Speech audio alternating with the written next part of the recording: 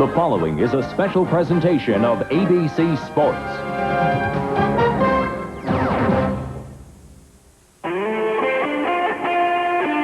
The desert Southwest, rough and rugged. The IndyCar drivers have come to Phoenix for a shootout. It'll be an all-out duel. They'll leave nothing on the track. But this is no typical shootout. This 1 mile oval is a very rough place. Tracy and Andretti will continue their duel from Australia. Andretti lost the last round, while Tracy brought home the win. An old familiar face is at the top of the points race. The old guns have experience on this tricky mile oval. But the young guns are ready to charge into battle. And the fastest guy wins the shootout.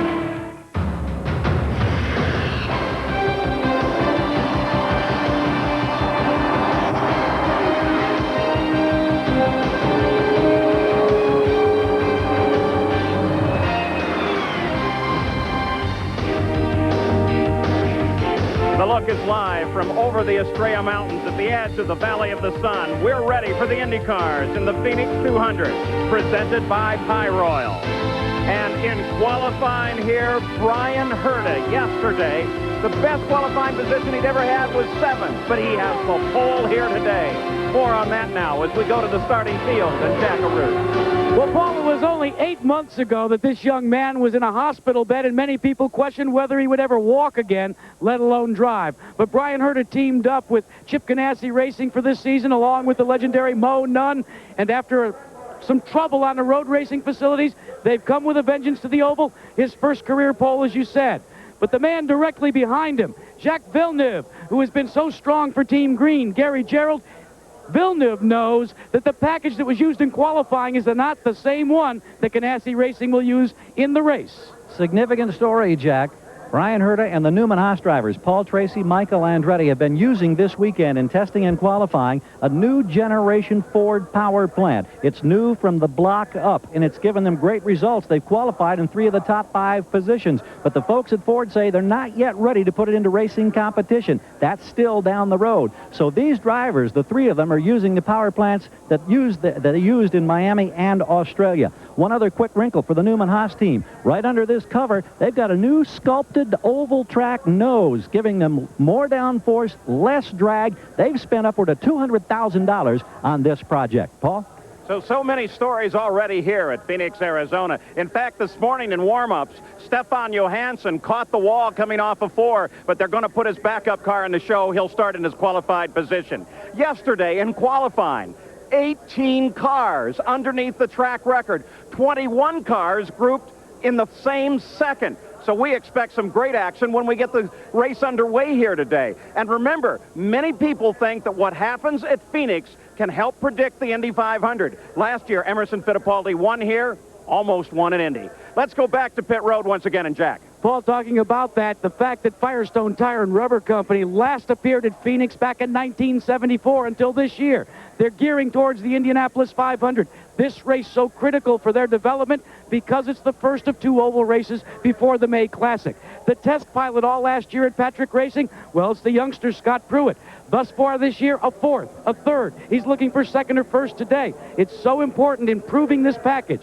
Gary Gerould, another team trying to prove a package, is to the head of the grid for the first time. And, Jack, that's Team Penske. For the first time this year, they're in the front row. Emerson Fittipaldi right alongside Brian Herta. Remember, he's the defending champion. His teammate, however, Al Unser Jr., had problems as he popped the valve in both qualifying laps yesterday. He is back in 17th, but only 0.6 of a second off the pace in this very tight field. That prompts the question for the 2 former drivers in our booth, Sam Posey and Bobby Unser. Just how important is qualifying position at this racetrack? Well, Gary, other than the fact that you might have an accident right after the start, I really don't think qualifying here is going to be all that important. For example, I think that within 10 laps, you're going to see the back markers being passed by the faster guys. There is going to be passing all day long.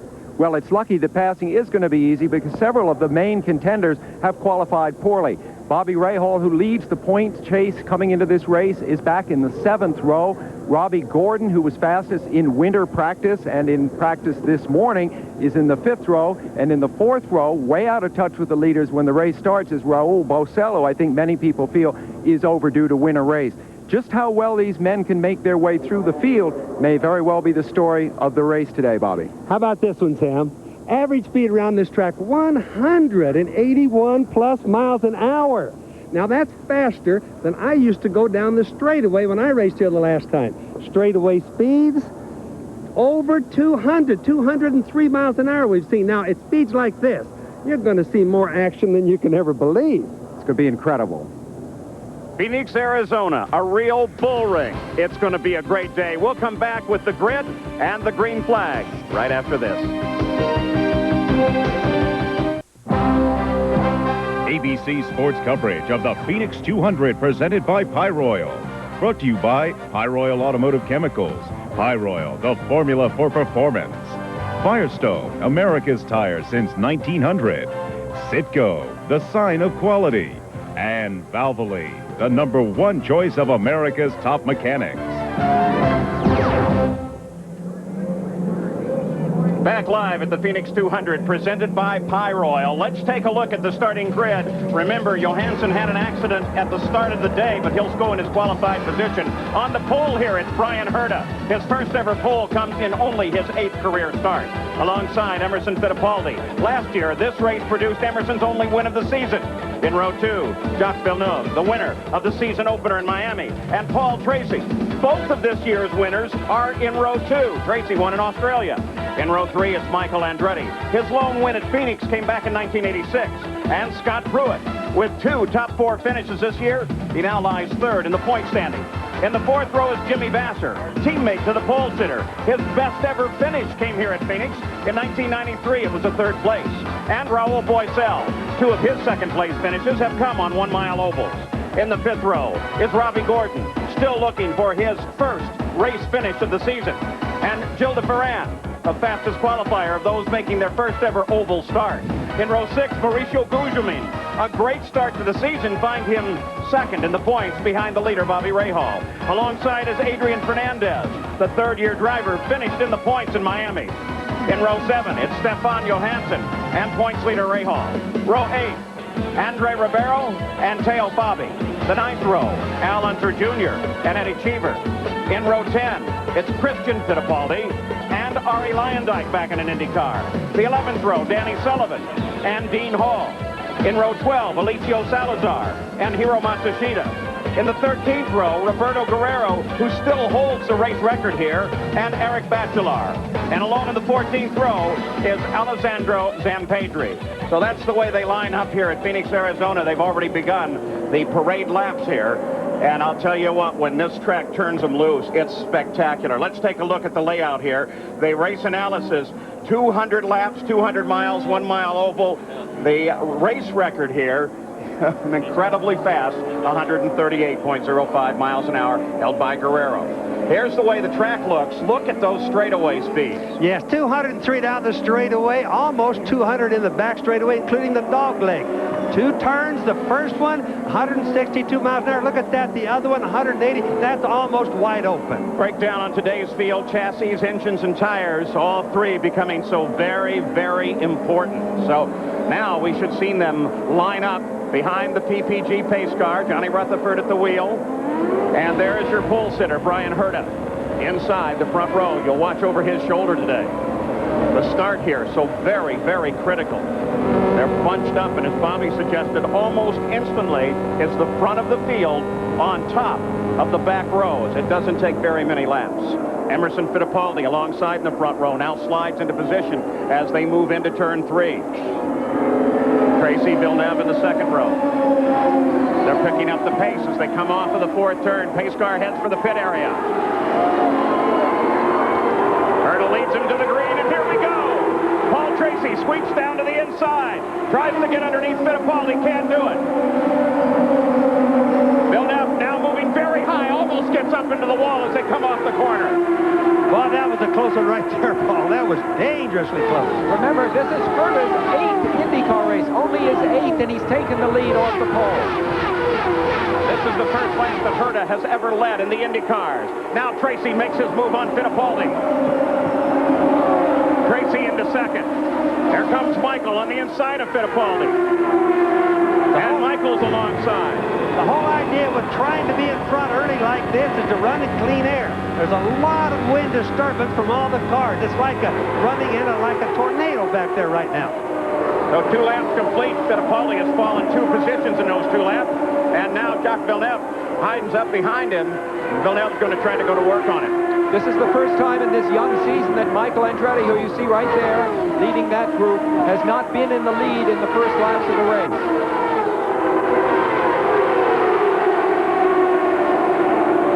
Brian Herden, surprisingly enough, pulling away just a bit. You're back in the field, you're right now. This is a new view with Robbie Gordon.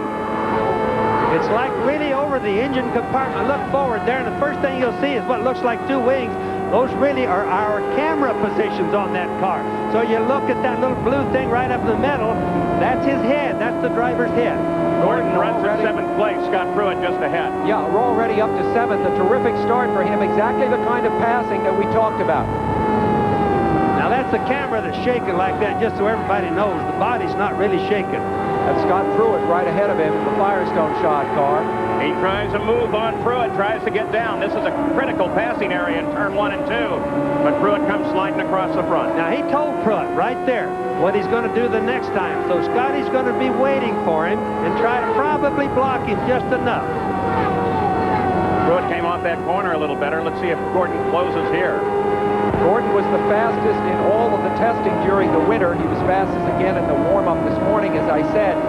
Many people feel that he has the speed. He qualified badly, but he is a man to watch in this race. And he desperately needs to win a race. He's highly touted, but has yet to win. Now he closes in. Pruitt just ahead. That's Villeneuve just ahead of Pruitt. They're turning laps just over 7 or 20 seconds per lap. Now he's trying to work through it on the outside. Oh, boy. And look at it. He's going through the... And he gets it. Did you hear a little squeal of the Goodyears, though, as he went past, though? That's where you really have to take a deep breath. There's Villeneuve now in front of him. That's a hard place to pass. I mean, really a hard place to pass. It's the fastest turn speed that there is on the whole track. And when you hear those tires chirping and talking to you, whoa. On the outside, it's not only hard to pass, it's Look at dangerous. this. Boy, oh boy, Same Robbie place. Gordon. He's just carving his way up through the field, now in 5th place. He's working good up there. Robbie Gordon's really working good there, Bob, but I'll tell you, it's a dangerous place to pass. He had a masterful race here last year, too. Would have finished 3rd probably, but ran out of fuel. This is a good place for Robbie Gordon. So now Scott Pruitt begins to go to work on Jacques Villeneuve. This is a battle for 6th place. Pruitt, remember Firestone tires, new to the series once again. Last raced here at this track in 1974. And Pruitt has really been doing a great job for him this year. Moving up in position each race, finally comes up with a podium finish. Villeneuve, of course, had a big wreck here last year. Whether that's on his mind right now or not, I doubt.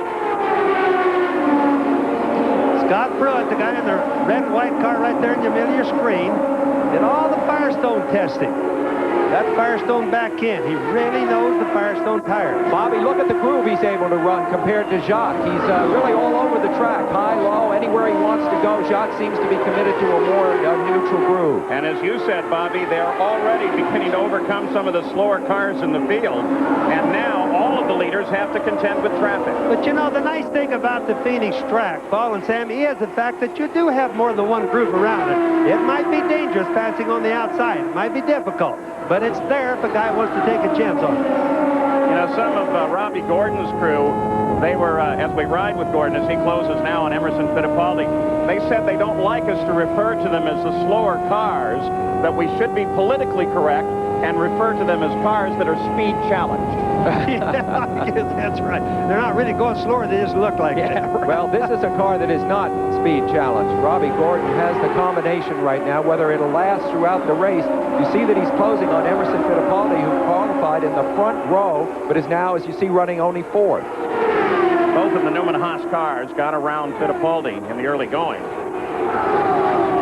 Is that something he wanted to allow? Is that part of a tactic for this race? We're already on lap 14. Well, Emerson, of course, won the race here last year in a very smooth drive. He hasn't won any other race for that full year. It'll be more than a year since he's won if he doesn't win here today. Another thing to remember, all the cars are full of fuel here. So they handle differently than they did during qualification. So there's a different personality that you see right now. Gordon last year in this race learned a lesson, which is you don't have to be as impetuous as he had been up until that point to get a good finish. He was within reach, as I said, of a podium. Small slip up in the pit strategy let him run out of gas, but he appreciates that you can win a race by pacing yourself, a lesson that Paul Tracy learned 2 weeks ago down in Australia. Here's the key fight on the circuit right now as we continue to watch the Valvoline Cummins car of Robbie Gordon. The car he just passed, Roberto Guerrero. It's good to see Roberto back out racing again. Of course, he had a brilliant victory here many years ago, and as you said, Paul, owns the race record. A record I think might easily be broken today, don't you? I think easily. Depends on yellow flags. 198 miles an hour. Already Danny Sullivan into the pits. Obviously unscheduled, obviously a problem. They're down working in the front area of the car. Shock absorbers are down in there. The steering rack, suspension settings. This is one of the Pac West cars. They had an unhappy qualifying session with Sullivan. He's got something weird on that. Look at this. They come 4 wide off the corner.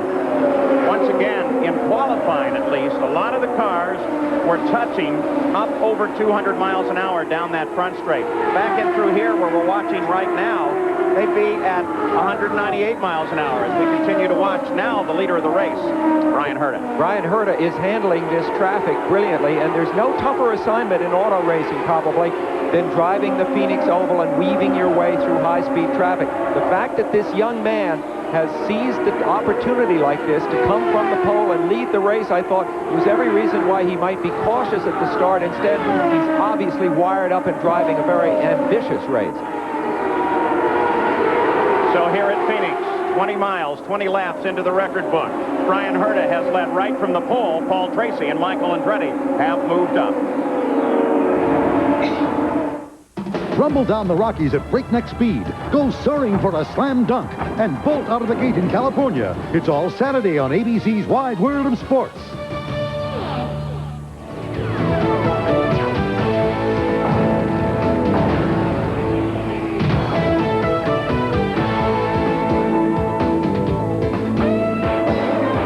Back at Phoenix, Arizona, 27 laps into the record book.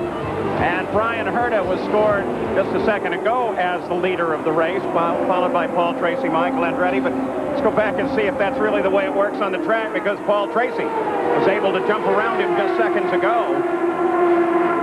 And did he get back around him?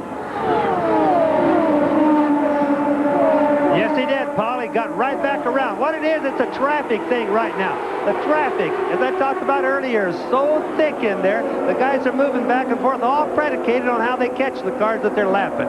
Well, you know, Tracy took 11 races before he was able to score a pole. You see him battling absolutely side by side here. To show you how phenomenal Herta is, it took him only 8 races. Now there's Tracy, almost on the outside of Herta right there, just about got by him again.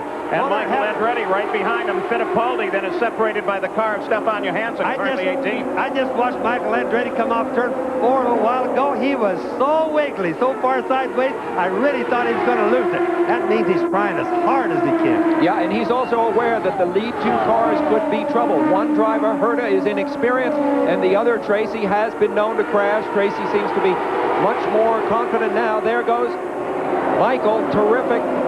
Michael Andretti makes a duck down to the inside, gets past both of them. Boy, this is what you love about the bull rings, the 1-mile courses. You don't see any racing better than that. Michael Andretti just absolutely, just like he was zigzagging in and out on the freeway. And here comes Tracy. Tracy makes the charge as well. So Herta fades, and Michael Andretti goes from 3rd to 1st, all in a lap and a half here at Phoenix. Things at Phoenix happen so fast sometimes it's hard to even keep up with it. The Newman Haas team runs 1st and 2nd right now, with Herta's dropped to 3rd. Fittipaldi is 4th. Jacques Villeneuve runs in 5th place, followed by Gordon Pruitt. Gilles DeFerrin, Jimmy Vasser, and Al Unser Jr. rounds out the top 10. So Al's coming forward. And you can see Michael Andretti. That's the kind of the white and the black car. Right there, Michael Andretti. He has led every race so far this year, always early in the going. Been unable to win any of the races. He's had 2 out of the 3 poles. You get a good view of those front wings we referenced earlier in the show on both cars. Michael's with the really trick ones. This is a Ford engine story, too, Paul. Ford engines occupying the first 3 spots. The first Mercedes back in 4th with Emerson Fittipaldi. The new Ford engine that's out may be debuted again or may come show up again at Indianapolis this year. They think they've got more horsepower You're now. talking about the one they used for qualifying, which is the new generation engine.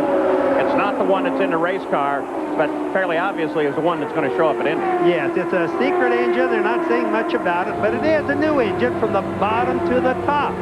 It's a new generation, like you said, Paul, and they claim to be making more power from it. But remember, they won't say a heck of a lot. The view back from 3rd place, Brian Herta. 1st and 2nd ahead. Notice how smooth Herta is. He is a graduate of what is now becoming the way you move up through racing. He started with the Formula Fords with Skip Barber, and then the Barber, what was then the Barber Saab Championship, then into Indy Lights, and then into Indy. Of course, getting his first ride last year with A.J. Foyt at the Speedway at Indianapolis. And now he has this terrific ride with Chip Ganassi. He's never driven much other than open wheelers. He's a real specialist, but he's come right up through what is really a grassroots system now in the U.S.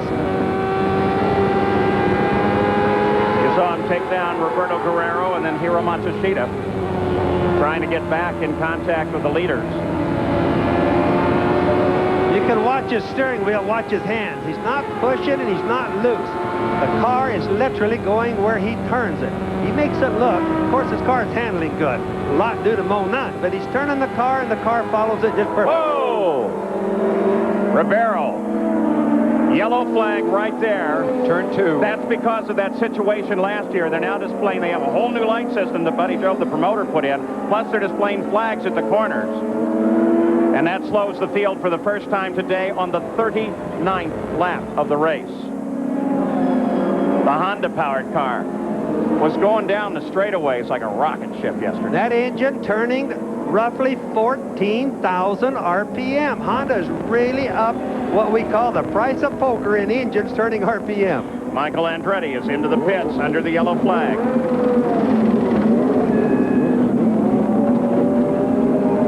Michael's getting tires. Doesn't look like any chassis adjustment so far. Little change here, though, on Herta's car. Change to the left front wing. Oh, he nipped the hose going out. I wonder if that's going to be a penalty. Well, it usually is. We'll have to see. If you run over a hose, it's a stop-and-go penalty, so we'll just have to see on that one. That would be sad. Guy's getting a hurry. Didn't run over much of the hose, but he did clip a little bit of it. And let's see if we can go back and take a look at the problem that was created for Ribeiro. This is the car of Steve Horn. Already up against the wall. But look at this little, I mean, he does a nice job if he has any, if he's doing it at all. A light glance to the wall and then getting her around the corner. He didn't have anything to do Let's with go to that. Jack Arute. Well, problems for Team Penske one more time. Al Letzer Jr. after qualifying so far back. We can see the wheel mark where he came together with Raul Boisel. Now his engine will not fire. The report is it must be some sort of an electronics problem. He is not at all a happy camper. They're going to take the rear deck lid off and take a look at the electronics. Another problem for Team Penske. Well, that goes from feast to famine. Last year, they hardly had any problems at all, and they've had a lot of electrical problems so far in this early season start. Disappointment showing. Al Jr. rarely shows much emotion in the cockpit, but you're seeing some now. Very frustrating season. So we see the unusual view of a Penske car sitting in the pits for some period of time. The defending champion, Al Unser Jr. No change in the top 5 positions during the stops made under this yellow. 42 laps are complete. Back at the Phoenix 200, presented by Pyroil, we can get a view of the leaders of this race. Sans helmet, Michael Andretti, of course, is the leader now. His teammate, Paul Tracy, sits in 2nd position. In 3rd position now is Brian Herta, who was the pole sitter, of course, at the start of the race. Emerson Fittipaldi has dropped back to 4th place after starting on the outside of the front row. And Jacques Villeneuve and Scott Pruitt round out the top 6. You're looking down on beautiful Phoenix International Raceway. Tremendous crowd here. And the aerial shots that we have today are provided by the Goodyear Blimp Eagle. It's based over in Carson, California. Not that far of a flight for pilot John Creighton. He's based at Carson, lives in Torrance, California. At the helm today. There it is, the Eagle, high over the track. Now, some things have happened. One of those things is that we saw Robbie Gordon moving up, and then suddenly Jack Arute slid back to 12. What's going on? Paul, the caution couldn't have come at a better time for the Team Walker operation, because Robbie Gordon had radioed in just a lap before that all of a sudden, mysteriously, the car had gone, and I quote him, way loose. He couldn't control it. That caution allowed the team to go to work. They added a little wing. They feel like they may have solved the problem. They're not quite sure what caused the car to go loose, though. Let's update you on Al Unser Jr. as well. We said they thought it was an electrics problem. Al is back out on the racetrack. Bobby Unser, they had a vapor lock. They had that same problem down at Australia, Jack. I don't know if you remember or not, but they had that same problem during practice. Well, they're going to work on that, and he is back out, and there's been more action on pit road as well. Let's check in with Gary Gerald. Jack, always one of the concerns when there's an accident is running over debris. Paul Tracy radioed his crew and says, I know I ran over something. They come in and they change the tires, and sure enough, on the rear, the circle and the arrow indicate a very tiny puncture. Just a small piece of debris. I can feel the air sneaking out of there. So he's got fresh rubber. It's not a concern now. Back on the track, hoping that the cleanup leaves no more debris to contend with. Paul? And remember, these are tubeless tires, no tubes in them. So a little hole like that is definitely a leak. All right, we're taking a look here at Dean Hall, who was told to stop by the officials in this position, and they were going to put him back in line, but then apparently he killed the engine, and so now they have to get him restarted. We're under what appears like it's going to be a rather lengthy yellow, and because of the cleanup over coming off of 2, they have the vacuum truck and everything on the track. Apparently, the report is that Dean Hall chose to stop the car after they said, you know, get back in your right position for the restart, and in doing so, that stalled the engine, and now they're trying to get him going again. He could be having a vapor lock problem also, although we don't usually see. These cars run alcohol instead of gasoline. Alcohol is cold. Usually keeps the engines cold. Little Al having these type of problems with vapor lock is definitely a weird type of a thing. So still under the yellow, 48 laps into the record book. Michael Andretti is the leader, followed by Tracy, Herta, Fittipaldi, and Jack Villeneuve. We'll be back with more from Phoenix.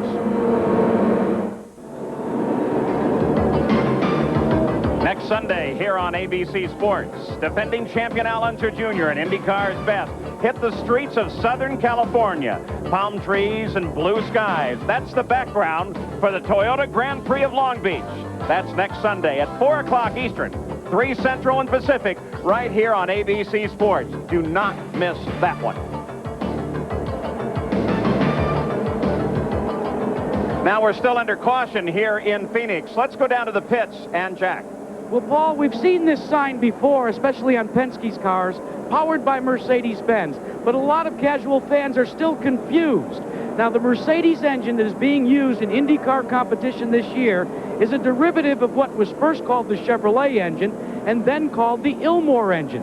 Now, the Mercedes-Benz engine that was run at Indianapolis in the 500 by Team Penske and made its way to victory lane, it ran one race, the Indy 500. That was a pushrod engine, kind of a stock derivative that was built specifically by Team Penske. The new Mercedes-Benz engines that are being run by Penske and some other teams in IndyCar competition this year, they're a double overhead cam engine, very similar to the Honda and the Ford Cosworth. So we thought we'd put an end to all that controversy. It's a Mercedes, but it's not a Mercedes, but then again, it is a Mercedes.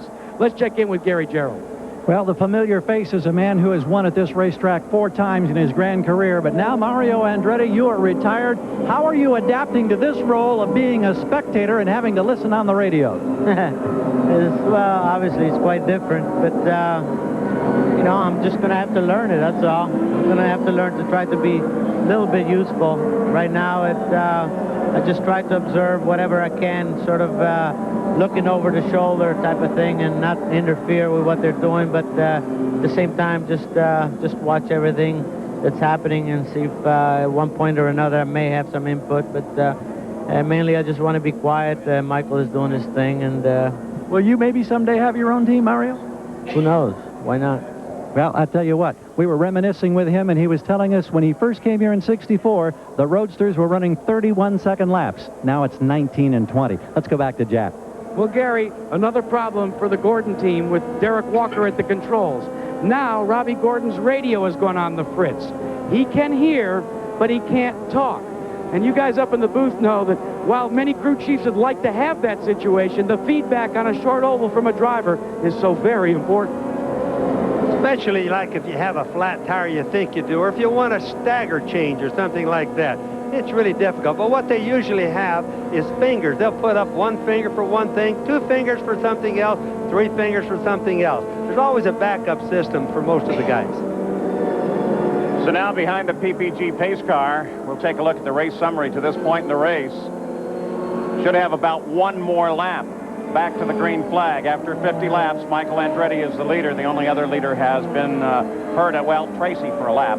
Average speed down at 122. It was actually at 158 before we hit this yellow, so they were running on a record pace. But on short ovals, the yellow flags tend to determine the record. Well, looks like they're not quite cleaned up yet, Paul. It doesn't look like they're going to come green the next time around. Cars out of the race. Ribeiro, obviously, with the accident. Danny Sullivan. We're seeing the same domination of this race as we saw in Australia 2 weeks ago. The Newman Haas team is really, they have the whip hand, it would seem, in Indy racing right now. Adrian Fernandez, the view over the right shoulder. He runs currently in 10th place. Now, here's what they're saying. One more lap, we'll come back to green flag racing.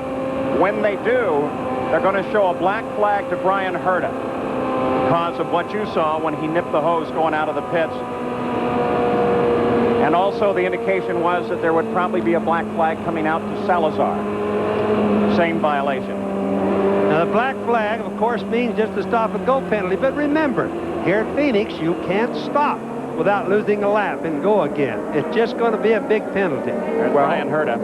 Herta is third now. We'll take note of where he is when he's back running again. Here was when he left the pits, and the reason that he'll see the black flag. Watch the left rear. Watch the left rear. Right there. Just run over the hose right there. Now, that's a stop on a yellow flag stop.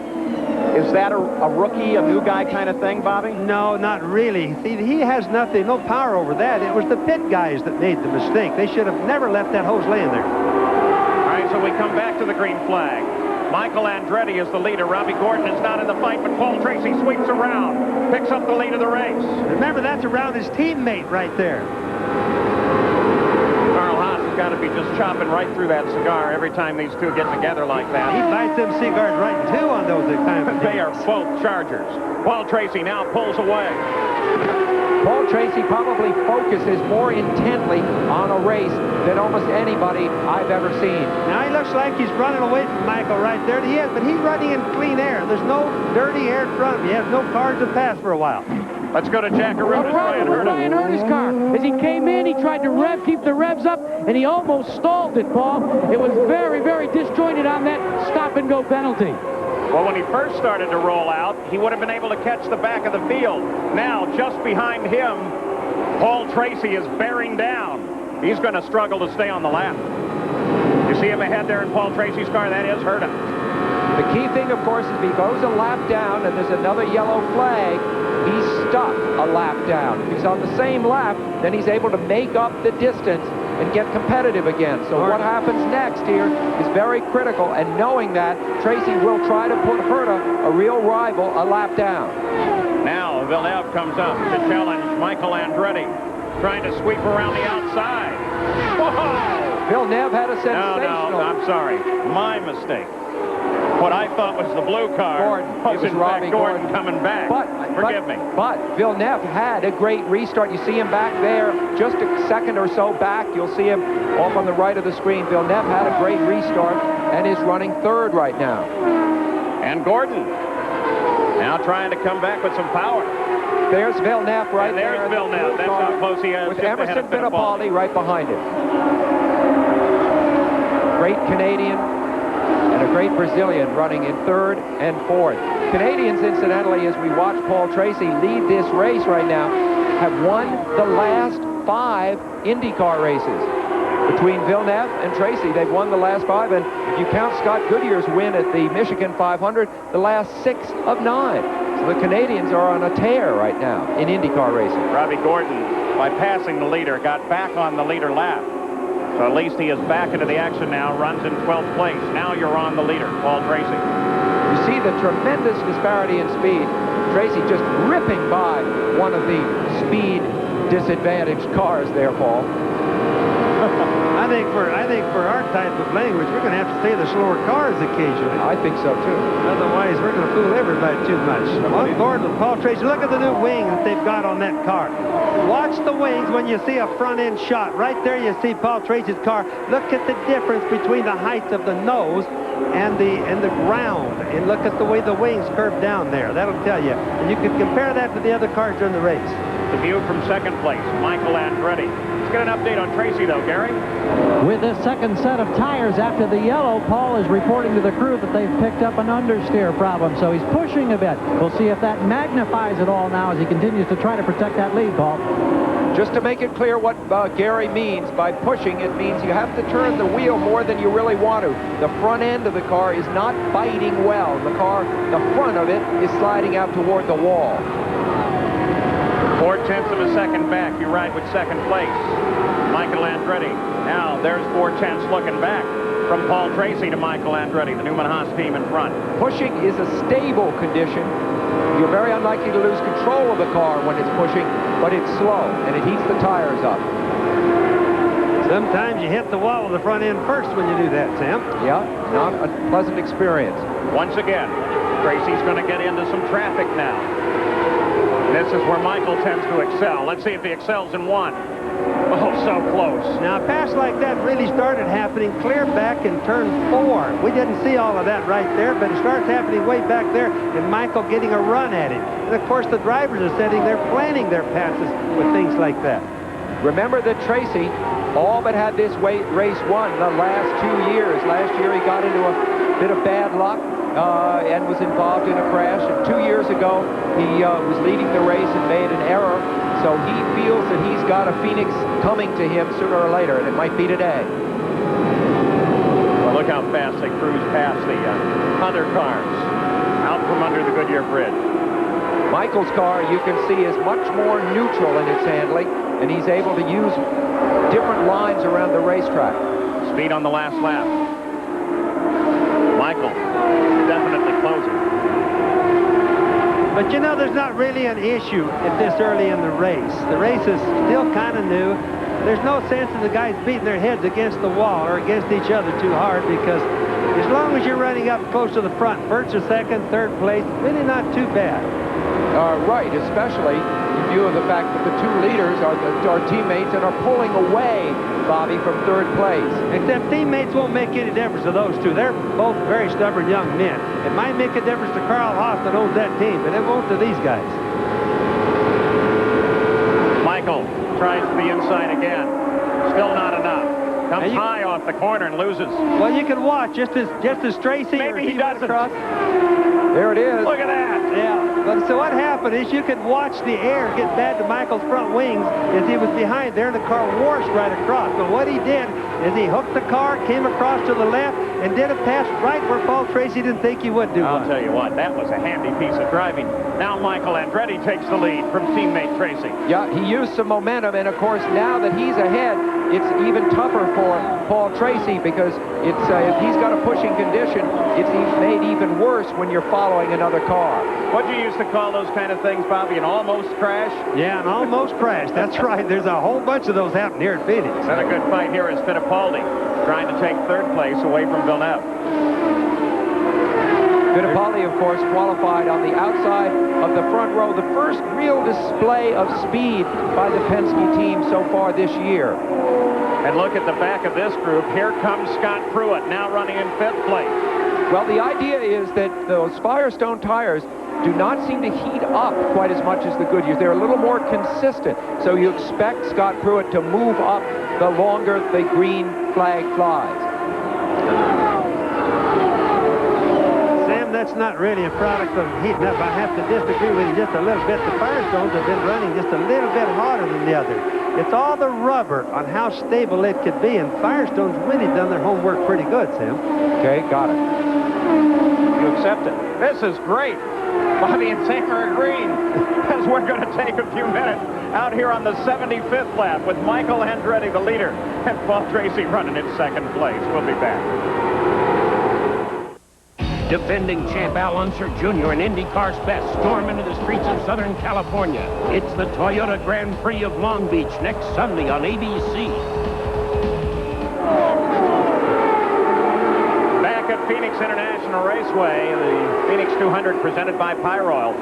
Moments we had a really tight battle right at the front of the field. It's still fairly tight, 1 through 5. Michael Andretti is leading it. Emerson Fittipaldi's into second place around Paul Tracy, followed by Villeneuve and then Scott Pruitt. Let's get a couple of pit updates, beginning with Jack Arute. Well, Paul, Emerson Fittipaldi is on the hunt. He radioed into his crew about 10 laps ago. Should I go from 5th to 6th? They said 10-4. He did, and you see the end result. In the meantime, Team Green has been talking lap after lap to Jack Villeneuve, giving him the separation between himself and the leaders. They say that's a motivating factor for Villeneuve when he's in the car, especially when they see that separation go down in terms of numbers. Now, one driver that's no longer in this event is standing by with Gary Gerald.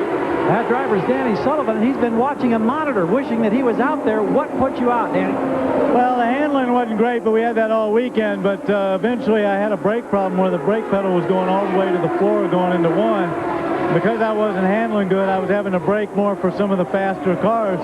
And it just got to be a dangerous situation where I couldn't stop for anything, an incident or anything. So I had to come in and park it. Good to see you back on the circuit full time. Thank you. Thank you. Oh, boy, did you see Jack as he handled a split there, came up behind Teo Fabi. We've been watching Emerson Fittipaldi running currently in second, trying to catch Michael, while at the same time Tracy's been trying to catch Fittipaldi. It's just like you switched or threw a switch on Fittipaldi. He's just been absolutely flying. I mean, really moving. So something, I must have got a burr under a saddle, Paul. Well, as he asked, can he start using 6th gear? Well, 6th gear, just so everybody knows, 6th gear is a higher gear than 5th. It's normally higher. It's what is to get better fuel mileage. Maybe their engine, for example, just working a little bit better at lower RPM. Let me write this down. 6th is higher than 5th. Got it. Well, but you see, these gears, you got to remember, you can put ratios any place. You could have 6th in 1st or 1st in 6th. And so normally speaking, 6 comes after 5, and the way the shift pattern works is usually higher. And of course, they could have put in a 6-speed gearbox a reverse and then have a 5-speed. That's right. Enough of that. We talked about how much that penalty would hurt Brian Herta. He is now back just to report in 12th position. More than a lap back. That's painful. The smallest error by Brian Herta has been. Black flag really hurts you at a place like this. These cars only taking 20 seconds to go around a lap. Here's really the fight for the lead as Fittipaldi tries to get inside. Can't do it. But look at that, using traffic. Michael Andretti now onto the back straight. Fittipaldi falls back just a bit. By the way, Ari Leyendijk driving his first race of the year here out of the race. Mechanical problems. This is the first time this year that the Penske cars have shown superior speed. I mean, Michael Andretti right now is on the defensive and Emerson Fittipaldi on the attack in a Penske. Fittipaldi actually in the last 5 laps closed at about 7/10 of a second a lap.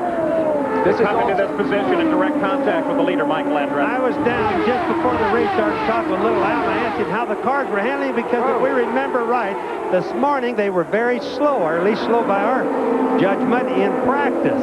And little Al told me, he said, Uncle Bobby, the cars are literally perfect. He said, they're handling just the way we want them to.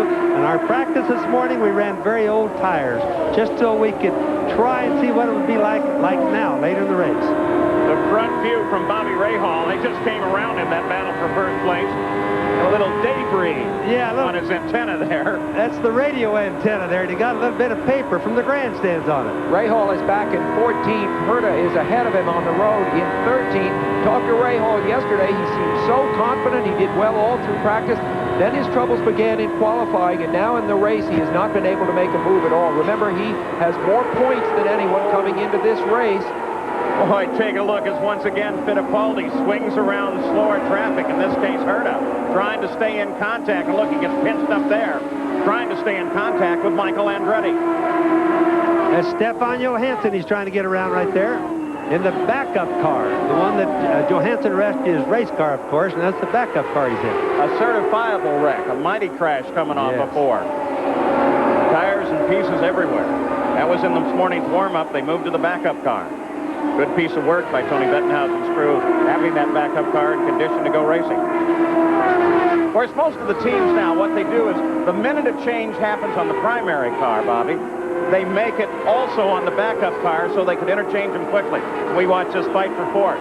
Pruitt and Villeneuve. They actually set the cars up all identically the same. They measure them today almost with micrometers, so they can just move the pieces over, set them the same. They've got pieces remaining from the car that got wrecked. They move those over, but they're always just exactly the same. Get a view there of that yellow Pennzoil car of Gilles de Ferran, who is closing on Pruitt. De Ferran's now running in 6th place, so very shortly, especially with this traffic ahead, he's probably going to join this battle. De Ferran is the young Brazilian driving for Jim Hall this year, who has absolutely no experience on ovals. This is his first ever oval race, and he is handling it beautifully. He reminds me this year very much as Villeneuve did last year. He's a rookie. De Ferran is a rookie. So was this man right here last year, and he was absolutely fantastic. Well, that's the way De Ferran's been looking this year. I was talking to De Ferran yesterday as we come back to the front of the field, Michael Andretti. And he said before practice he was apprehensive. After practice he was very apprehensive. Then he finally felt like he got a handle on it, but there was still the race to go, and he was showing some very real respect for what he might find in the race. Well, you know, Phoenix, Paul, will humble any race driver. It doesn't make any difference if you've been here 40 times, it will still humble you. To a new guy, it'll really humble you. Either that or you end up against the wall.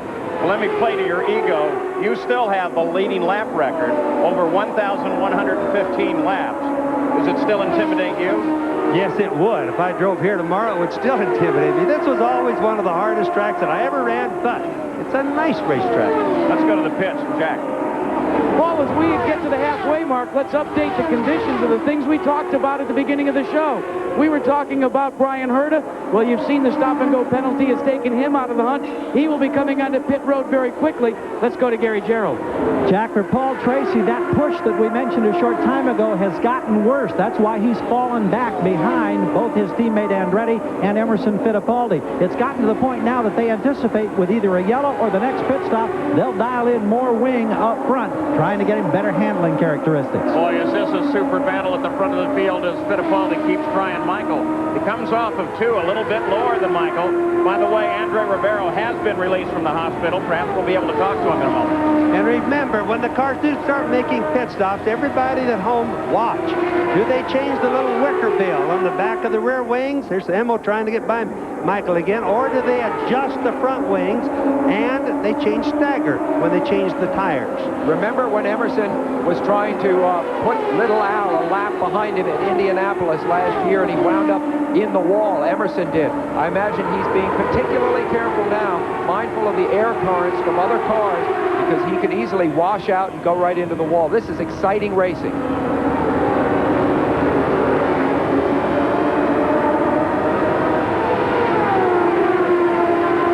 View back for Michael. That's Emerson closing.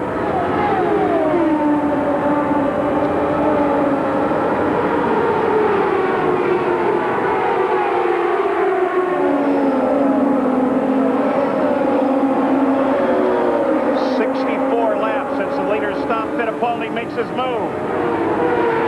They get Michael caught up behind the slower car of Cheever, and it pays off for Fittipaldi. Easiest way in the world to make a pass here. But as you watched, Fittipaldi was trying to run a little bit off from Michael all the time there while he was figuring out where he's going to do a pass. That's trying to run the clean air. That's trying to get more good air to the front wing. Plus, the radiators need a little good air every once in a while to cool the engine. So Fittipaldi now takes the lead. Just imagine, Paul, when we're running here, we're bored with Michael Andretti right there. When we're running behind another car, the exhaust, over 800 horsepower, is coming out, and it runs right into the guy behind, so it affects the wings and the radiators. Past the halfway point, 94 laps to go. Fittipaldi, followed by Michael, Paul Tracy, Scott Pruitt, Jacques Villeneuve. The top 5 have been in contact the whole way. Then Gilles de Ferran, who's also in that battle, followed by Robbie Gordon, who's now up to 7. Raul Boisel, Adrian Fernandez, and Teo Fabi. 11, Stefan Johansson, followed by Christian Fittipaldi, Bobby Rahal, Eddie Cheever, Mauricio Gugelmin. 16th is Al Unser Jr., then Jimmy Vasser, Roberto Guerrero, Brian Herta, and Dean Hall runs in 20th place. So the leader of the race now becomes Emerson Fittipaldi, last year's champion. We'll be back after this message and a word from our ABC stations. He's come in for his pit stop. Gary Gerald, it should be his last one. Paul Tracy is up on the jacks right now. We're looking to see if Emerson comes by. Tracy's down. Tracy's moving. Tracy beats Fittipaldi out, I think. I still haven't seen Emo. They're waiting for Michael Andretti now at this end. Emerson Fittipaldi already long on the roll and on the backstretch now. The reason for all this is a yellow flag caused by this man, Stefan Johansson. We don't know if he actually brushed the wall. Here's Michael in, Gary. And we're watching routine service now. We'll see if he can gain any of that time. Fittipaldi had gotten by us so quickly we didn't realize when Tracy was here that he was already gone. This is now a 15-second stop. Problem on the left rear. They can't get the nut off. The air jack is just spinning back here. Oh, high drama on the left corner. They've got 5 men down here now, and they still, all Michael can do is flip the throttle. They're going to have to send him out without changing the left rear. Boy, that isn't good news. That's really bad news. They don't even, I'm sure that they don't even know for sure what their stagger is. There's many problems linked in with that. Stagger being the relationship of the diameter of the inside rear to the outside. Right. You know, a guy on this that really did good. It's a typical thing, though. It's Roger Penske's car with Emerson Fittipaldi, who came in so early after it went yellow that it was going to be a wonder if he didn't get passed by the pace car. But they did make it. Emma really came out the leader on this type of a thing. This Michael Andretti pulls a tearaway away from his helmet. Excuse me, Sam, because we need to make sense of this. We were expecting a pit stop within 4 laps, and then apparently, we're still not sure, but apparently Stefan Johansson brushed the wall. He screamed into turn 1 with all kinds of smoke pouring off of the right front tire. They brought out the yellow. That brought everybody in for the pits. We should go green shortly. ABC Sports coverage of the Phoenix 200 presented by Pyroil. Brought to you by Pyroil Automotive Chemicals. Pyroil, the formula for performance. Cold-filtered Miller Genuine Draft, making the world a very cool place. Toyota Motorsports, where technology on a fast track is built into every Toyota car and truck you buy. And Kawasaki. Kawasaki, let the good times roll. Back at Phoenix, still under caution. Tonight here on ABC, it's a special hour of America's Funniest Home Videos, followed by an all-new episode of America's Super Couple. Lois and Clark, and then Eddie Murphy, Robin Givens, Halle Berry, and Martin Lawrence guest in the New York premiere of Boomerang. That's all tonight, prime time, right here on ABC. Still under the caution. Let's go down to the pits and Jack. Well, Paul, first it was a wrecked Alumex car for Tony Bettenhausen's team in practice, and now a second one. Stefan Johansson, what happened? Well, I was just minding my own business, you know, going through turn 3 and 4 at the same pace, keeping my line, and all of a sudden Jack Villeneuve was there on the outside trying to pass in about a 2-foot hole. I don't know. Gary Gerald, let's check in with you before we go back to green. And very quickly, Jack, look at this. This fell out of the radiator of Paul Tracy's car. You talk about debris. He hit this somewhere out there, and it's lucky it didn't cut down a tire. We're getting ready for green, Paul. Not too good on the radiators either, Paul. Exactly.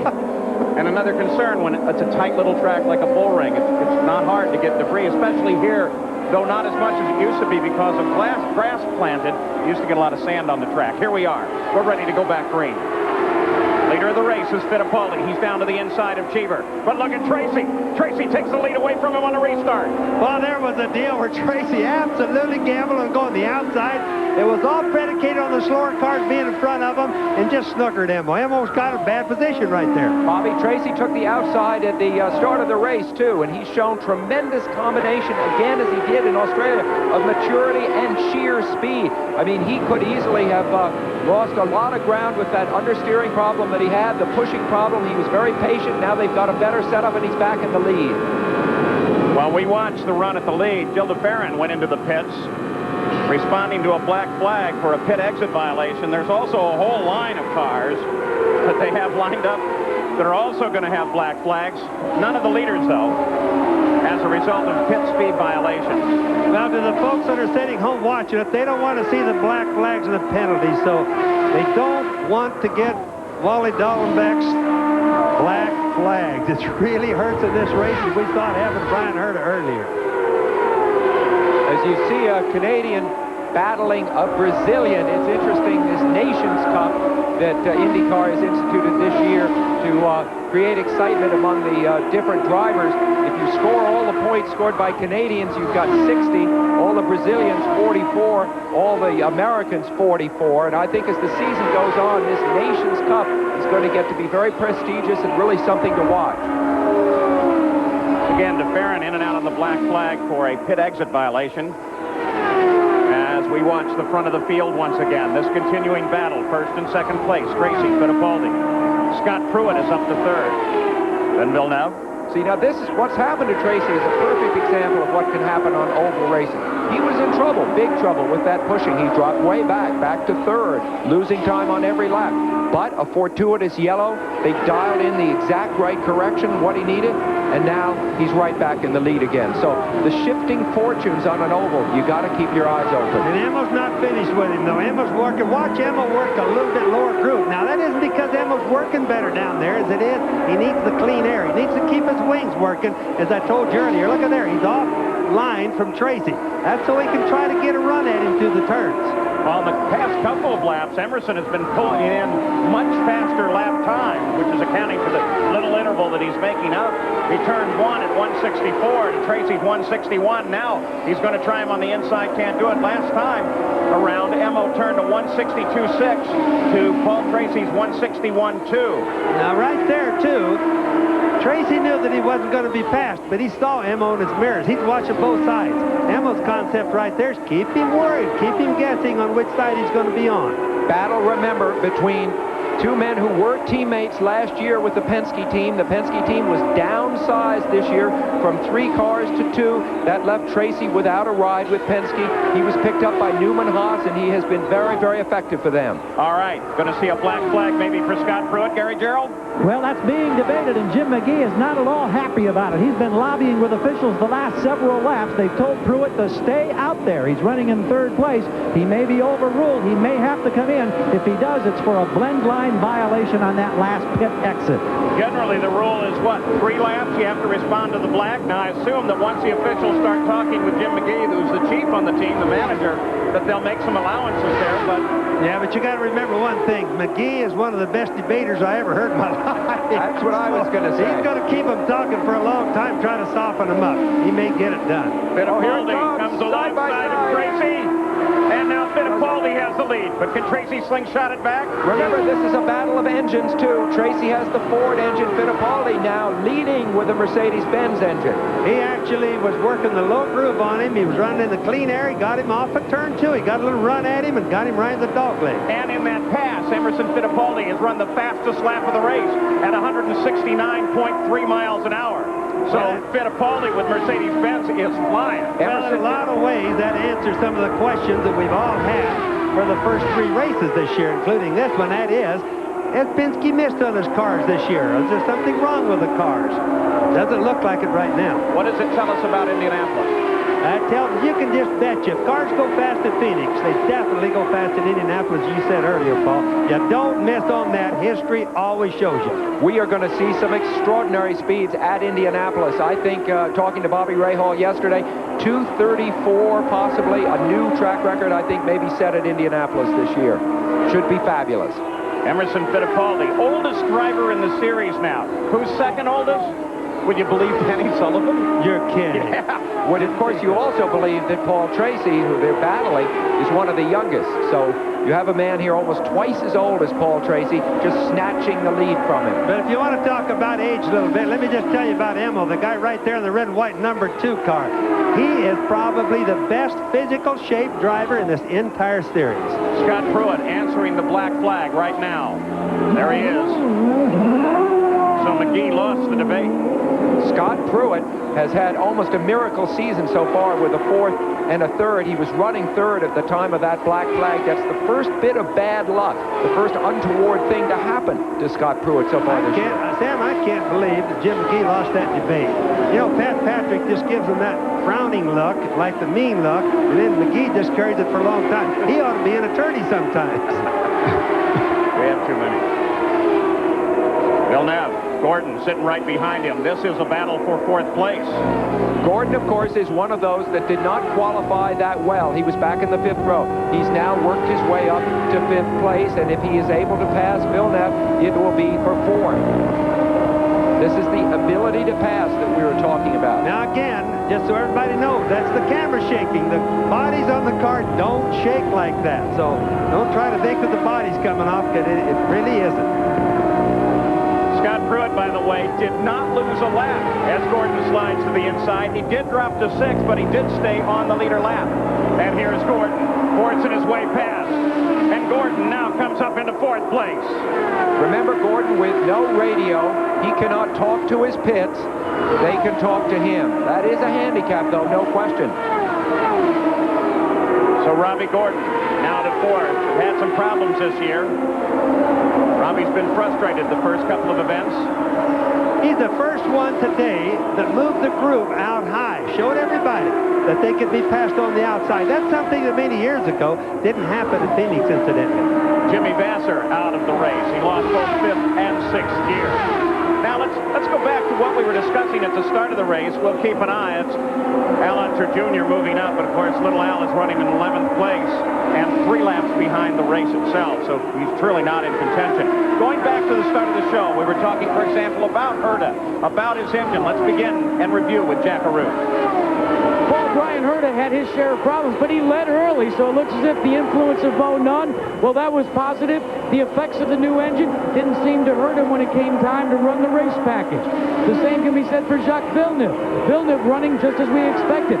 The Firestone Tire and Rubber Company, Scott Pruitt, they were up to 3rd until that black flag penalty. What about your stories, Gary? Well, Paul Tracy on this set of tires has developed another push, but he is up here, I believe, running in 2nd place at the moment. Remember, Michael Andretti had a problem on the pit stop. They couldn't change the left rear, but he's gone from 5th to 3rd. So obviously, the car seems to somehow be responding. Emerson Fittipaldi, we touched on him. Well, Evo's been the story of the day, it would seem. Team Penske right up there in the top spot. The speed on the oval, of course, part of the story at the start.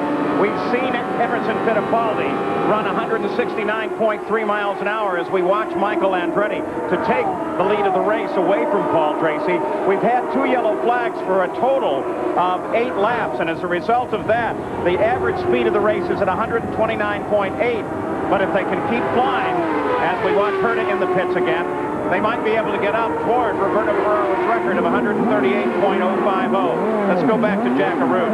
Well, Paul, it just seems as if the spark has been taken right out of Chip Ganassi's team. They're doing it mechanically and methodically, but for Brian Herta, once he got that penalty, they're not as jaunty. They're not jumping up and down. They know that they're not in the hunt for the lead. Yeah, let's also keep in mind now we look at Michael Andretti, who's really running very good in 3rd place, but he didn't get that left rear. Now, he's got about half of the race. If they can't change it again, if they can make it to the end, he's going to really have a good chance at least of being hurting on that left rear tire, because left side tires do get worn out after a while. Mauricio Guzman just onto the outside there for a moment as we come back to the front of this field. And Emerson Fittipaldi, he won here last year. Is he on his way again? Fittipaldi looking very solid. Once he got around Paul Tracy, he really began to pull hard. 145 laps complete of the 200-mile race. Fittipaldi's in front. This Ford Fact is brought to you by Ford and your Ford dealers. Have you driven a Ford lately? There's a tremendous amount of heat that develops in an IndyCar braking system, but there's a specific range in which the brakes work the best. So how do you know what your maximum braking temperature is? Because that's reached at the end of the straightaway when the driver really slams on those brakes. Well, they have a special thermal paint that changes color. This orange will change to gray at 530 degrees centigrade, and this red will also change to gray at about 620 degrees Celsius. The other area that's important, how hot does the caliper get? If it gets too hot, it'll actually boil the fluid inside here. They use a little strip here, very similar to a thermometer, shows the highest temperature that has reached. The way you control it, come up here to the brake cooling duct. They either tape it shut or open it, then of course that will change the temperature of the whole brake disc assembly. Now some teams have experimented with a sensor that tells you the brake temperature all the way around the racetrack, but most prefer this simpler method. Rumble down the Rockies at breakneck speed, go soaring for a slam dunk, and bolt out of the gate in California. It's all Saturday on ABC's Wide World of Sports. Looking down on the bull ring that is Phoenix International from high above in the Goodyear Blimp Eagle. They've been providing these aerial shots, been very helpful today. Goodyear, of course, travels all over the country with their blimps, over 100,000 miles every year, covering major sporting events. And we've got a car sliding, and that is DeFerrin. Looks like he almost had it saved until he caught those tires at the end of the wall. That'll bring out the yellow. And as a matter of fact, since we are under yellow, they will close up. Let's start with Jack Arute. And Jack, what's this going to do to pit strategy and fuel? Well, Paul, before we had this yellow, I checked with Team Penske, and they said it is going to be very, very close. When I asked them if they could go the distance, we got a problem with our microphone here. They just smiled. They weren't sure. This caution is welcome for them, but the question is whether they will stay out and whether they will come in or not, because that's how close it was. It was down to one lap. Well, DeFerrin got back underway, Jack, so it is going to be a fairly short yellow. We're going to find out right now. Let's see what this number 2 car does. He's not going to the pits. He's chosen to stay out, so Penske is gambling. Penske is gambling that they can make it to the end. Remember, now in the yellows, you get about twice the fuel mileage as you do under the green. So DeFerrin comes in, at least for a check of the tires and a change. Let's go to Gary Gerald. Newman Haas has elected to keep their drivers, Tracy and Andretti, running second and third on the track. They made the call for the driver. The driver says, we will stay out. That's going to save Michael in terms of fuel, because he was definitely going to have a splash and go, but there's still concern over the wear on that left rear tire. DeFerrin was up running in 8th place. There it is. Boy, hang on to it. He had no control at all when you're on the grass. He didn't really get control until he got back on pavement. He didn't have any control for a long time there. He was just riding in that car, Paul. He had been the front running of the men that had not raced here before, the rookies. The tenacious Scott Pruitt continues to hang on to the tail end of the leader lap in 6th position. Let's go to Jack Arute. Well, Paul, Jacques Villeneuve is going to gamble, and this is what we've seen with Team Green so many times before. They are going to stay out. They're not going to come in. They're going to be marginal on fuel, but they feel that they can roll the dice. It's kind of like having an ace in your pocket when you're playing 21 and only having a 5 showing. It could go either way. You know, yesterday in practice, Jack, we noticed that a lot of the guys were running, or after the qualifying is over, were running till the end and running out of fuel. This is what they were running out for, was to see, could they run the cars out and come in and have all the fuel gone? That's the whole secret to it. They don't even want a quart left in it. Well, Bobby, you know, you're so right. One of the things that these teams do so well as compared to maybe 3 or 4 or 5 years ago is they like to try all the different scenarios, both in practice and then in pre-race. You know, we've seen guys now literally changing the noses, trying to time that. We've seen guys running out of fuel. You can't leave anything up to chance anymore. So Emerson Fittipaldi, under yellow, is the leader of the race. Saturday, the Professional Rollers Tour rolls into Detroit for the second jewel of their Triple Crown, the U.S. Open. And then, on ABC's Wide World of Sports, it's off to Colorado for the World Mountain Biking Championships, plus the finals of the Foot Locker Slam Fest, and a key race on the road to the Kentucky Derby as the NASDAQ presents the Santa Anita Derby. That's all Saturday here on ABC Sports. So Fittipaldi has the lead. Our third yellow of the day. This one caused when Bill DeFerrin spun.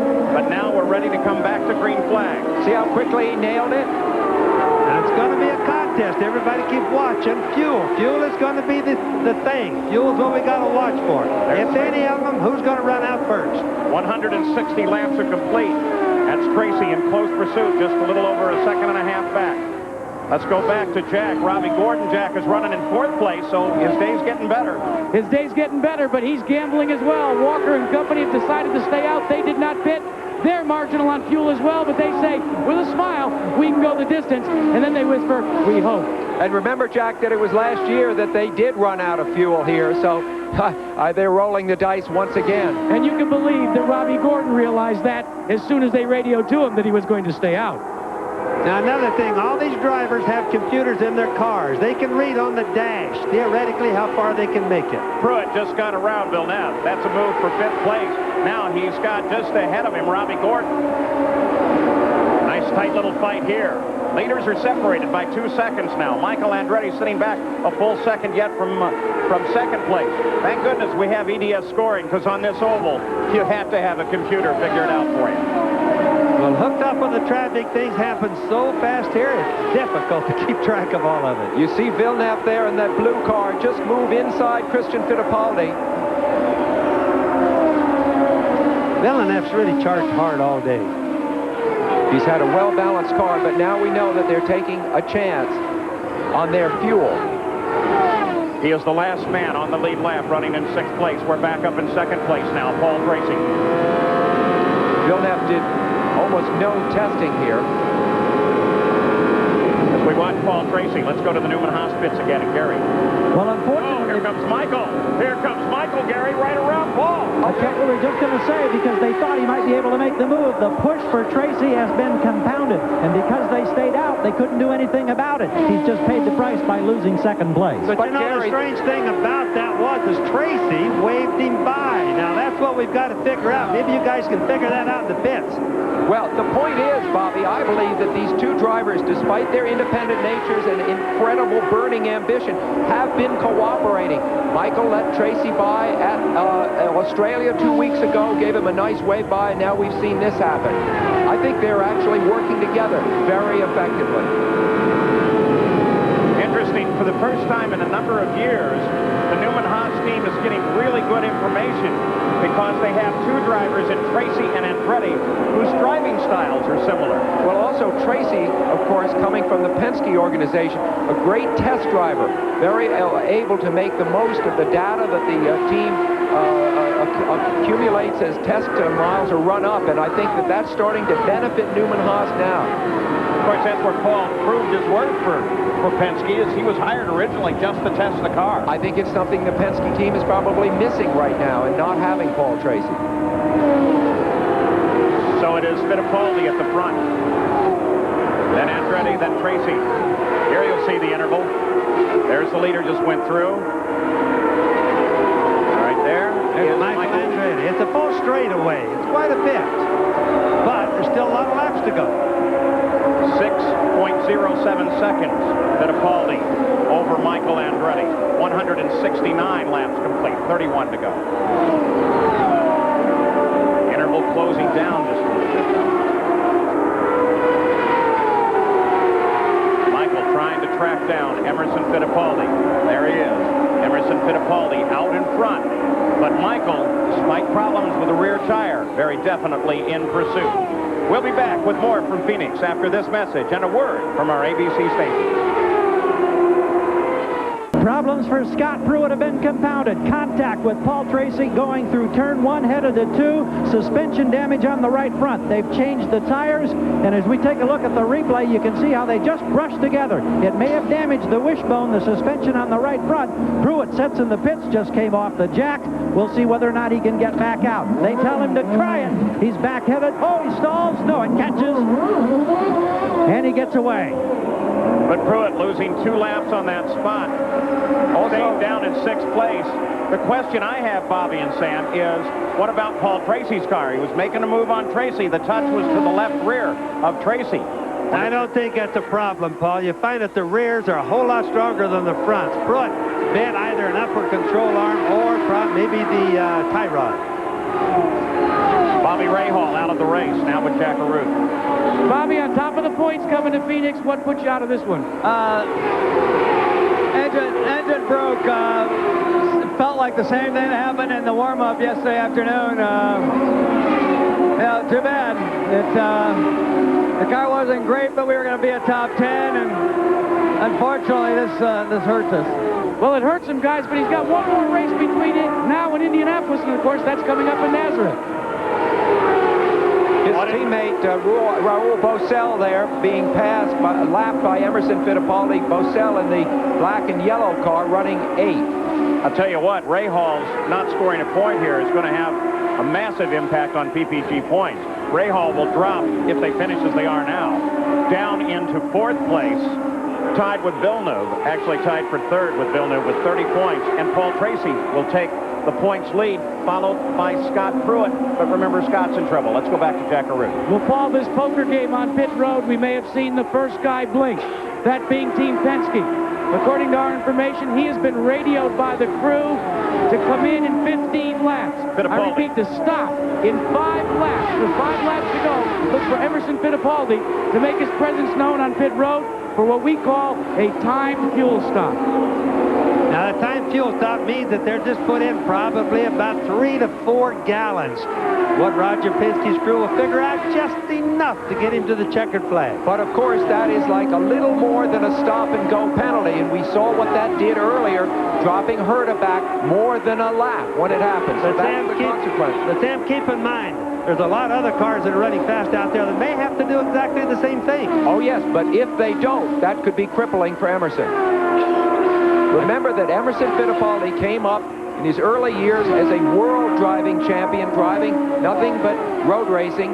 It's funny to see him now as an old master of the ovals, but that's just what he is. And if he was able to win today and hang on, he will have won in 11 consecutive seasons. That's an incredible One of the big stories at the end of this race, though, is going to be fuel for all the cars that are running fast. 14 laps to go. We'll be with you all the way through the checkered flag. Brian Herta just retired from the race, handling problems. He was 16 laps behind the leader. Look at this, the Penske pit. Rick Reineman waving down there like they're standing by to hook that car up. What do they give it, about 3 seconds of fuel, Bobby? They will have it all figured up. It's going to be 3 to 4 seconds is about all, but they've got it all figured up. Between the computers and Roger Penske's good track savvy that he's always had, they're going to do it with the least amount of time possible. Rick Reineman called one of the IndyCar officials, looked like Bill Luchow, over. Michael Andretti, 8 seconds behind Emerson Fittipaldi, will of course inherit the lead if he himself does not make a stop. Andretti has been unlucky in the first 2 races, put out by a collision at Miami and gear problems and finally a crash at Australia. This is one that he could conceivably inherit, despite the problems that he's had today with his left rear wheel. In a lot of ways, Michael is due. I mean, the race that he drove at Australia was the race of his life. I mean, he was spectacular. Let's go to Jack Arute. Well, Paul, let's update you on this stop and fuel and go thing for Team Penske. Here's what they figured out. They need to take on a little bit over 3 gallons of fuel. By the clock and basing it upon weight and fuel flow, they need to stop and have the fuel nozzle hooked up for a minimum of 2 seconds. They'll have a wooden pole that will tap the fueler. As soon as that time is expired, he'll disconnect and Fittipaldi will be sent on his way. So look for a 2-second stop. And also, let's keep in mind now, the other guys are very, very close on fuel. Everybody is that's been running fast. Now, some of them will just gamble for a win as opposed to a second place behind Fittipaldi, who's obviously the class of the field. And one of the guys that may do it is Villeneuve. Barry Green is the type of guy that could be gambling just a little bit. But Bobby, another point, of course, is the way Jack expressed it, that Penske has blinked. That also takes some of the pressure off Michael Andretti. He could shift up into a more fuel-efficient gear. It would help him to know that Emerson was definitely making the stop. Sam, by then, it's way too late. Believe me, if they're going to save fuel, they had to start it a long time ago. Well, but they might be doing it now. I think that explains why Michael is dropping back at the rate that he is. But the point is, it's too late to save, is what I'm trying to say. There's nothing left to save now. On board Michael Andretti, 7 laps to go, and here is the leader, Emerson Fittipaldi. A long run. He's got to watch the speed limit here, all the way down to the far end of the pits. Jack, here he is. He comes in, hits the marks exactly. The fuel hose is connected. 1, 2, it's away. He picks it back into gear, flips up the tires, and he's away. Boy, John and Colin sitting there on the vent and on the fuel hose looking back. Give me the count. Give me the count. Pull a hose. And you know, the worst thing is back a few years, you could come in as fast as you wanted. In that stop, though, Michael Andretti, who was slowing down a little bit, we saw him just before, got passed by this man, Robbie Gordon. Gordon is having himself a field day. Starting back in 9th position, he has now taken the lead, sweeping by Michael Andretti while Emerson Fittipaldi pitted. So he just vaulted from 3rd to 1st in the last lap. Robbie Gordon, is he about to pick up his first win? Wow. It could be. Fuel is hard decided. Fell back to the lead. This is the win that he has so desperately needed. He has been highly touted. There's Michael Andretti behind him, but remember, Michael is falling back, and Robbie at this point pulling ahead. The interval is 1.79 seconds, first to second. Robbie Gordon from nowhere around Michael when Fittipaldi stopped. Gordon, who was picked up by A.J. Foyt a couple of years ago, there's the relationship. You see it there, back to second place. He had the season with A.J. Foyt. Last year with Walker Racing, he learned a lot. Now this. Robbie Gordon and Michael Andretti both made their last fuel stop 82 laps ago, Jackaroo. Well, Paul, things aren't settled with Robbie Gordon either. They've checked their telemetry, continue to. They don't know if they've got enough to go the distance. They're going to have to check out the telemetry here, and it reads out in real time, and they only have 2 laps to go. Robbie Gordon worried about slower cars ahead of him. Now 83 laps since his last stop. The thing has got to be down to fumes for both he and Michael. Fittipaldi has fuel enough to make it to the finish, riding in 3rd place.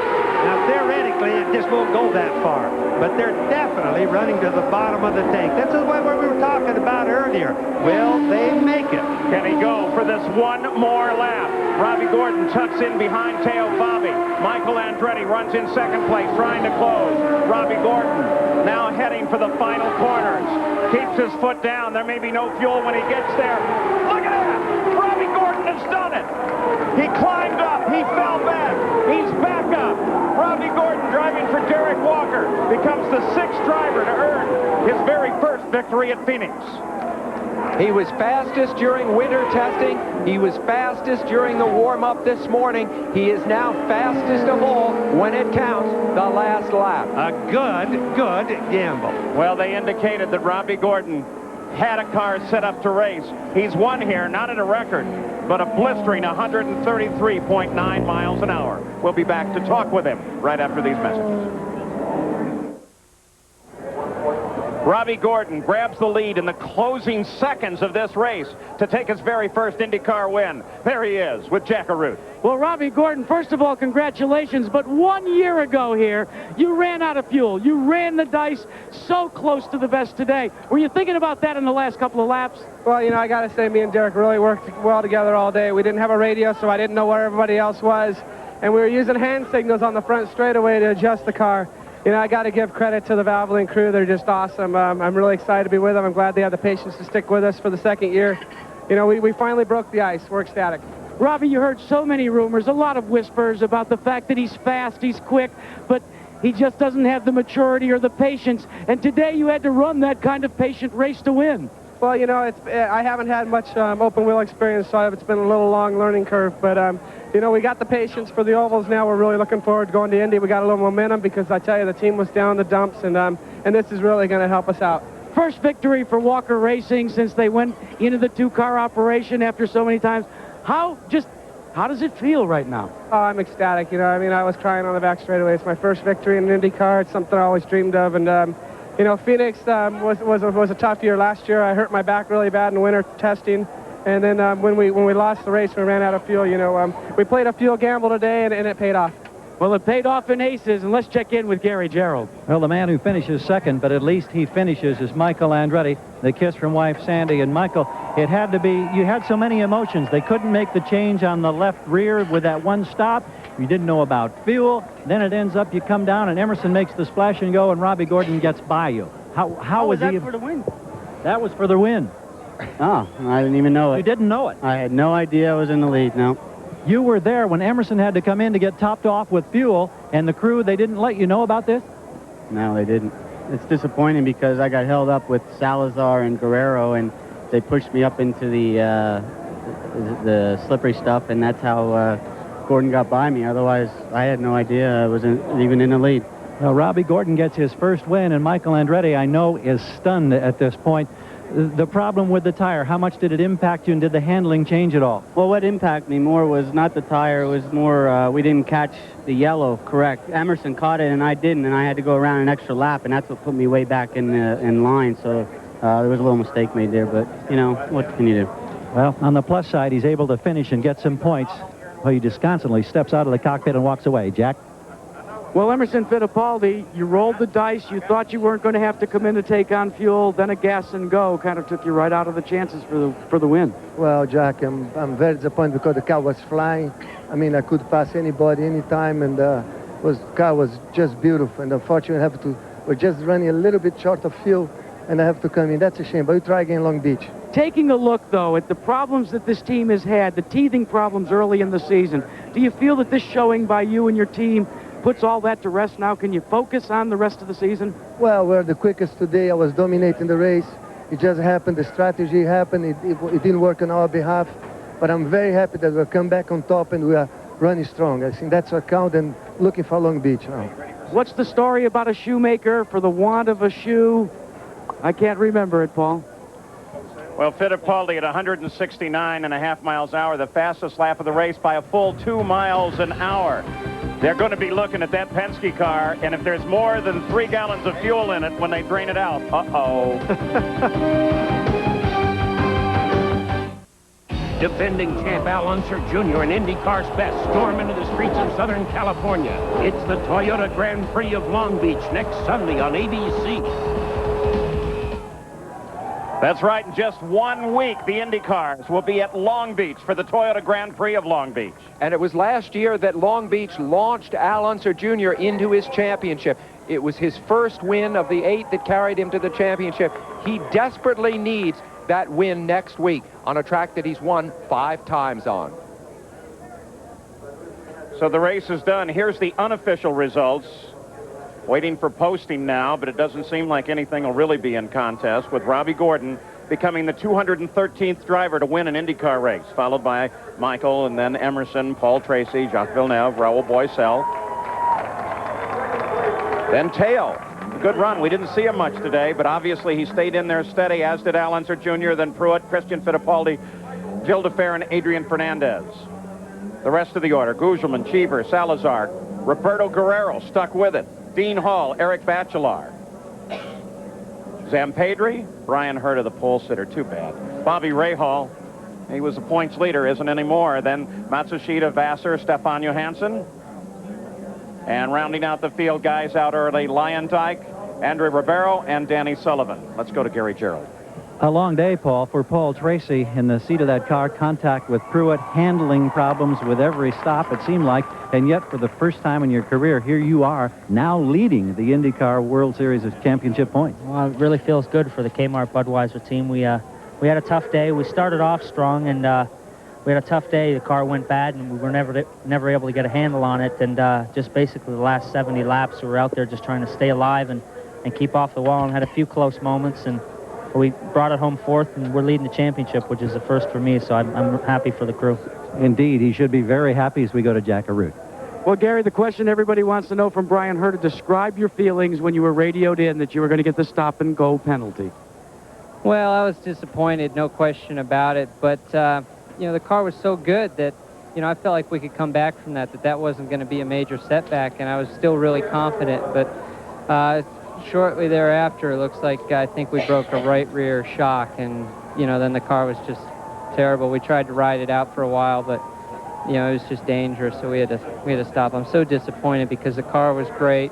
The crew did a great job. I got to thank Target and Scotch for giving me the chance to drive the car, and yeah, I'm thrilled to have my first pole and lead my first laps in IndyCar, and, you know, just hope we can do it again real soon. He will, I'm sure. What about you, Gary Gerald? You got some more news? Well, Scott Pruitt on the podium, of course, down in Australia. He thought he was going to be there again today. This car was working so well, but the combination of a black flag and then that contact with Paul Tracy kind of summed up your day. Yeah, it was tough. I mean, the car was beautiful. The Firestone tires were great all day long. We had good pit stops. We just 2 little things. Paul and I were going down in turn 1. He was wanting to, you know, squeeze me down, protect his line. I was wanting to run out of room.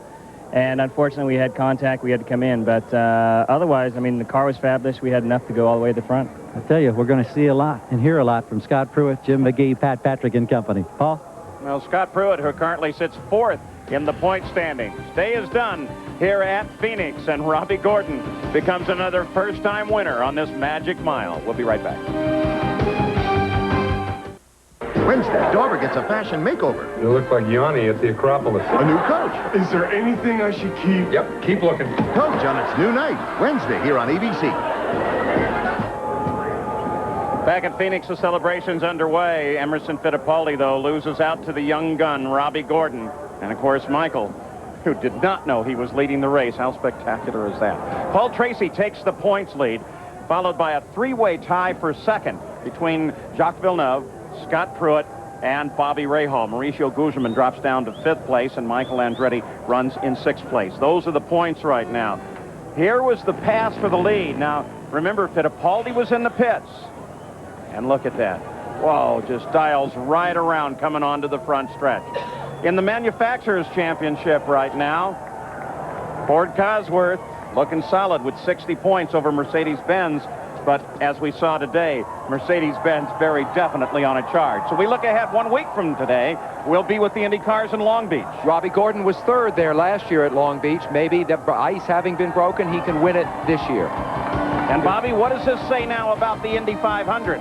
Well, obviously, Phoenix is always a good race. We saw one of the most exciting ones today that I've ever seen in my life. And everything that happens in Phoenix basically works at Indianapolis. Sometimes, even the same shock absorbers work there. So we're going to see a fast Indy this year. So what have we seen thus far this year? Today we get a new pole sitter. Michael's had 2 poles. We've had 3 races, 3 different winners. Jacques Villeneuve, then Paul Tracy, now Robbie Gordon with his first victory. We told you that there are many stories developing in the Indy cars this year. It has been spectacular thus far. And here on ABC, you're going to stay with us for a while for coverage of the Indy cars next week, then on to Indianapolis for the great Indy 500. I'm Paul Page for Bobby Unser, Sam Posey, Jack Arud, and Gary Gerald. We'll see you in a week at Long Beach. ABC Sports coverage of the Phoenix 200 presented by Pyroil has been brought to you by Goodyear, #1 in tires. Beechwood Age Budweiser, it's always been true, this Bud's for you. PPG, world leaders in automotive finishes, sponsor of the PPG IndyCar World Series.